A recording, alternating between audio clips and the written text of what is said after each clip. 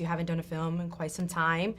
What brought this film like to you that you wanted to jump on board with it? I took that time off to care for my father, and in getting back into filming, I am not a sci-fi fan, but I loved this story because it was very thought-provoking in a way that I always look for in a film, something that makes me think about the world in which we live in a different way. I mean, I love that movies are entertaining, but also, you know, and I like you can either learn from them, relate from them, or be entertained by them. And this movie, I think, does all of that in an interesting way, even though it is, you know, a sci-fi movie. And usually you're like, oh, that's impossible, but this could very much be a reality. And so the idea of that to me is fascinating. You know, AI is something that is being created, and it's not probably that too far in the future. And that's very true. The idea of wiping out the human race because it's so fraught with, you know,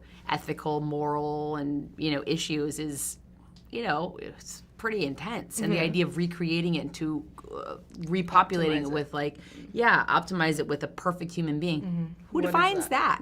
What is that? What does that look like? So you think exactly like across all platforms. Exactly. Okay. So to me, it was even more than a sci-fi movie. It's you're on the edge of your seat. Yes. In this film. As actors, don't you kind of play off the emotions of that other person in a scene as artists. How was it working with a robot in your scenes? Was that hard as an actor feeding off of that emotion? You had a lot more. Exactly. So. You had more scenes. Luke Cocker, who's an incredible actor, was actually inside the suit providing a performance the entire time through. And we were saying how we couldn't imagine anyone else inside the suit, or he became Mother. So he made it more realistic in a sense for you. Because he was in it. In the suit. It wasn't like a green screen and or you know, CGI kind of thing. Yeah, God, no. Right. There was some there in front of us. And this is also, I believe, Grant's film debut. Yes, that's right. How was it working with him? Were there any hesitations considering that it was his first film in directing? I take a lot of I guess you would call it a risk with a first-time filmmaker for someone who's made, you know, movies. But for me, when you meet with someone who has a very clear vision and can articulate that vision, and he reminded me of Christopher Nolan in the way he explained the story and what he was trying to you know, enrich within the story that I had already read. And it was quickly a no-brainer for me to be a part of it. You know, and now you see that articulation on the screen. It came to life. And he's fantastic. I think he's going to have a very, very bright future. Yes. Everybody's saying you're the one to watch out now for in Hollywood. That's right. Newcomer. That's but you're great. working with Hilary. Hilary's been in the business for many years. Was there anything maybe that you took from her in working with her? Any tips? Hilary, did you give her any tips? I was definitely writing down mental notes throughout the process.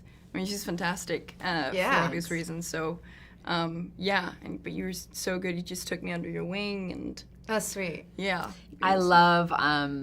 She comes in with this like doe-eyed, like, you know, just excitement. Like, you know, it's so refreshing because you know, when you've done it a long time and people kind of come in like, okay, what are we doing?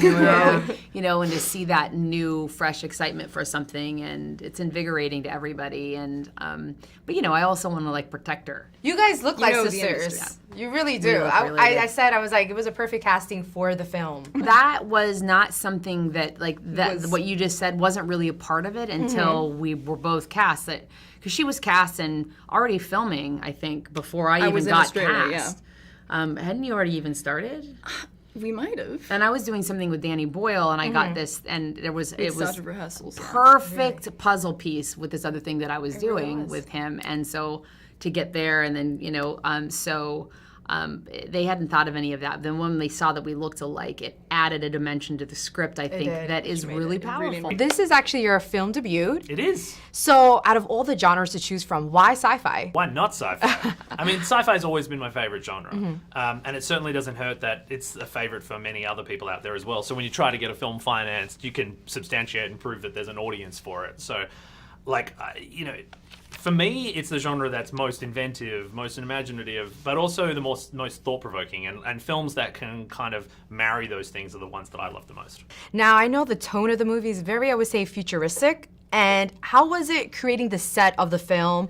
I know there were some exterior shots of a beach, I believe with some black sand. Where did you guys film? Well, we try not to talk about the outside world stuff so much because it's a bit of a spoiler. But but the inside was all filmed in a stage, in a studio in Adelaide, South Australia. Okay. And getting to create a fully immersive world was amazing because it was a 360-degree set. Once you walked on, you were in the world that the characters were experiencing. There was no flyaway walls that were letting you see the craft services table off to the side of stage. You were in Daughter's world, which was great for the performances, but also for the camera. We could move and point the camera anywhere we wanted, and we were in that world. Fully immersive. I know also with the robot, it felt very real from what I was telling Hilary and Clara before.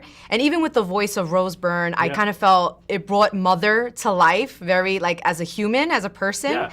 So I know there's an actor in that suit. Why did you go with choosing an actor for the suit and not just generally something that you can edit and screen, do CGI? Why did you go in that direction? I'm a glutton for punishment. I just like to make things hard. No, absolutely. It's like, the film in many ways is a love letter to the kind of sci-fi projects I grew up watching. So, Alien, Terminator, Predator, RoboCop, all of these, Jurassic Park, all these films that have practical filmmaking at their core.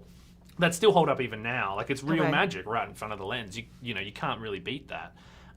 You can do incredible stuff in CG, but if you fall just a little bit short of that mark and the reality evaporates and the audience is pulled from the movie, you've kind of lost them, and it's really hard to get them back. So doing it for real is the gold standard. Now, you co-wrote this film, I believe, with Michael Lloyd Green. Yeah. And he's based in LA. You were based in Australia. Yeah. How was that writing, like, on two different time zones? Any hurdles to overcome with that? The hardest on our wives, I think, because we would be Skyping, one or the other of us would be Skyping in the middle of the night. So then our respective wife would be tossing and turning in bed, having to half-hear conversations about robots and Hilary Swank.